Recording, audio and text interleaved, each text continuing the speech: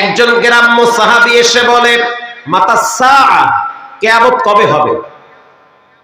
আল্লাহর রাসূল বলেন, হে সাহাবী, কিয়ামতের জন্য তুমি কি প্রিপারেশন নিয়েছো?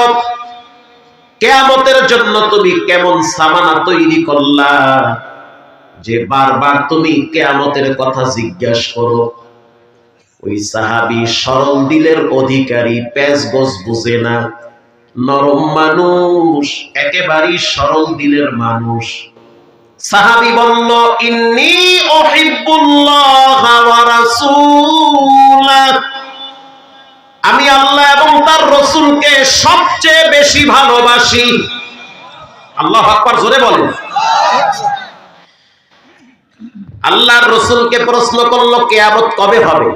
ভাই ইকু কমায়া মনিটরের সাউন্ড দেন, বেস কমান, একটু কমায়, বেশি না, আর মনিটরের সাউন্ড স্মুথ দেন।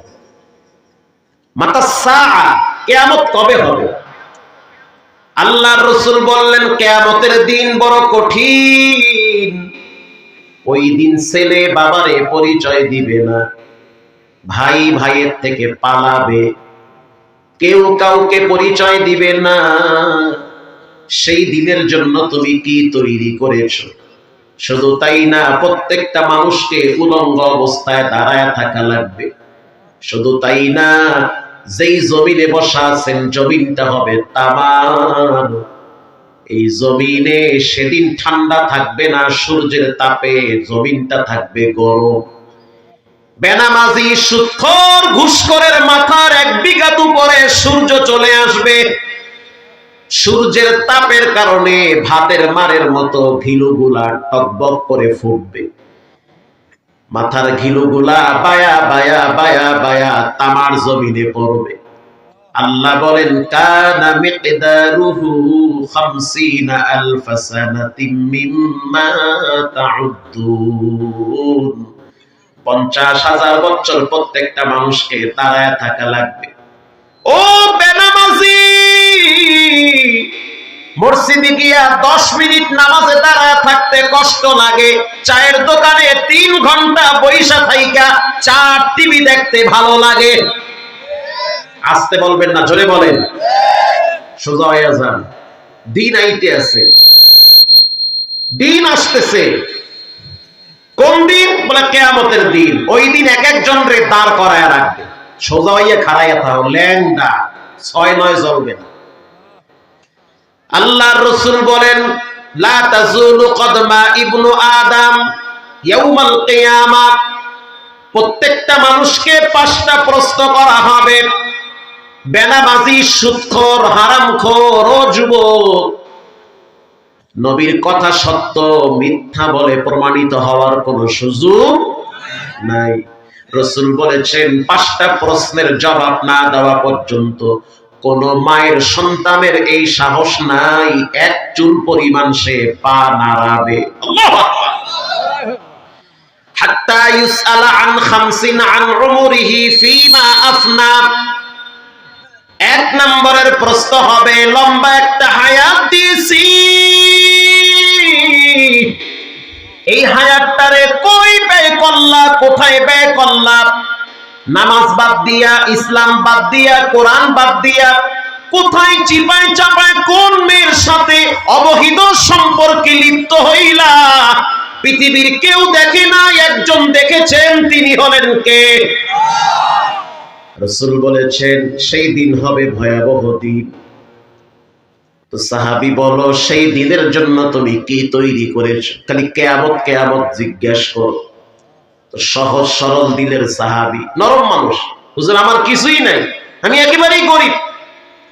আল্লাহর রাসূলকে আবার বলল সেই সাহাবী, ইন্নী উহিব্বুল্লাহ ওয়া রাসূলাহ, আমার একটা পুঁজি আছে ও নবী আমার, আমি আল্লাহ এবং তার রাসূলকে আমার জীবনের চেয়েও বেশি ভালোবাসি। বলার সাথে সাথে রাসূল বলেন, এটাই তোমাকে জান্নাতে পৌঁছায়া দিবে। ইন্নী উহিব্বুল্লাহ ওয়া রাসূলাহ, ওগো আল্লাহর নবী, আমার কিছুই নাই, তবে আমি আপনাকে ভালোবাসি, আল্লাহকে ভালোবাসি, আমার জীবনের চেয়ে রসুলকে সবচেয়ে বেশি ভালোবাসি। রসুল হেসে দিয়ে বলেন, যাও, এটাই তোমাকে জান্নাতে নিবে, কারণ তোমার দিল বড় সহজ সরল দিল। ইয়াউমা লা ইয়ানফাউ মালু ওয়ালা বানুন ইল্লা মান আতাল্লাহা বিকলবিন সালিম।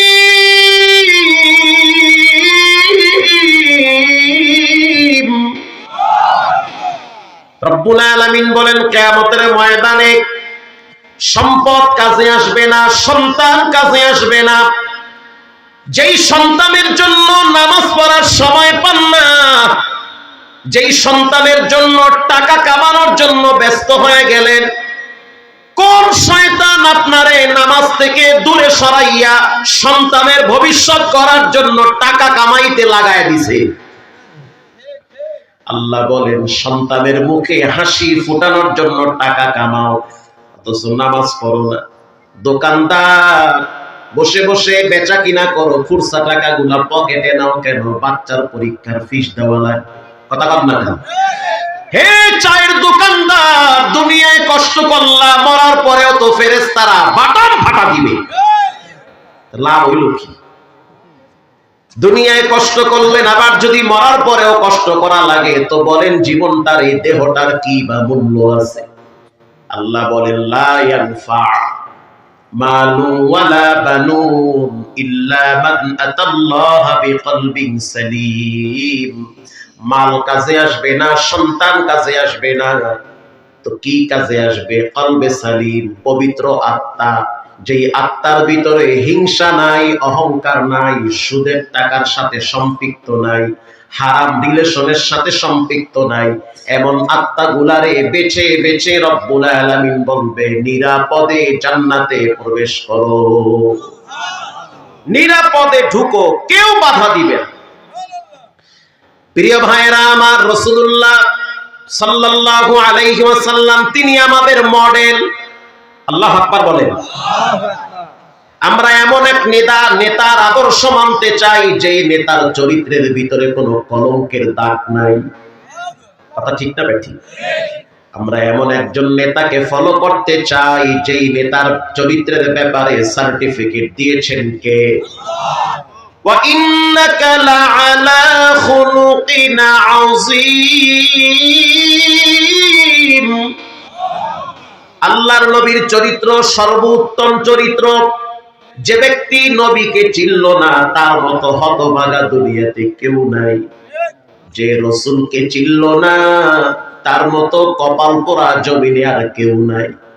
বেঈমানরা নবীরে চিনে, কালেমা পড়ে মুসলমান হয়, আর মুসলমানের বাচ্চারা জুমার দিনও নামাজটা পড়তে চায় না। পৃথিবী বিখ্যাত একজন গবেষক, যার নাম হলো ডাক্তার মরিস বুখাইলি, যিনি অনেকগুলা ভাষার ডক্টরেট ডিগ্রি নিয়েছেন, সেই মরিস বুখাইলি তিনি বলেন, আমি রাসূলুল্লাহর জীবন আদর্শ পড়ে যখন দেখলাম, এমন একজন মহান ব্যক্তি 63 বছরে পুরা আরব নয়, পুরা বিশ্বকে তিনি দেখিয়ে দিয়েছেন একমাত্র শান্তির ধর্ম হলো ইসলাম।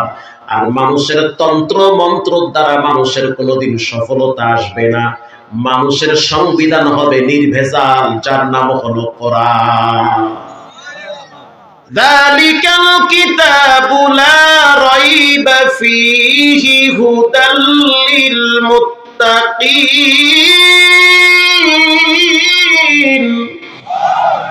আল্লাহ বলেন, এমন একটা সংবিধান তোমাদেরকে দিলাম, কোরআন দেখো, কোরআন পড়ো, কোরআনের সাথে জীবনটারে লাগাও, ধন্য বানায় দিবেন কে?